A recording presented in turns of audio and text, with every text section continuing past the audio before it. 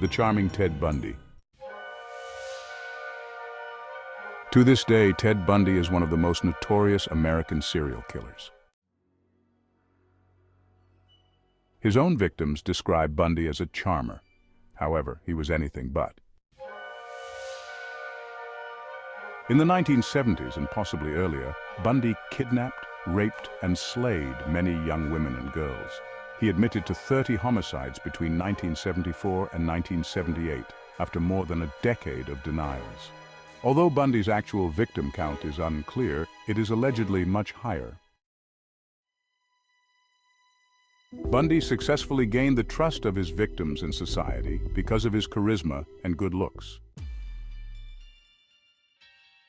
Typically, he would approach his victims in public settings, pretending to have a physical impediment like an injury or to be an authority figure before bludgeoning them until they were unconscious. He would then transport them to a different location where he would *P and strangle them. Bundy demonstrated strange behavior early on in life. Julia, a relative, remembers waking up from a nap to discover herself encircled by kitchen knives and 3-year-old Ted grinning by the bed. Bundy's former next-door neighbor called him a bully and stated, he liked to terrify people. He liked to be in charge. He liked to inflict pain and suffering and fear. No one can pinpoint the exact time or location Bundy started slaying women.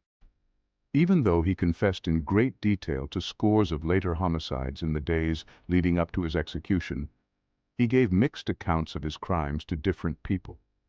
He would not reveal the facts of his early crimes.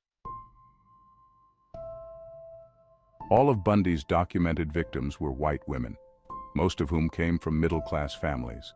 Most were college students between the ages of 15 and 25. He did admit that while choosing his victims, youth and beauty were absolutely indispensable criteria. After Bundy passed away, Bundy's acquaintance and biographer Ann Rule was astonished to hear from many women who wrote or called her to express their profound sadness over Bundy's passing. He served several years in prison before being executed by the electric chair on January 24, 1989.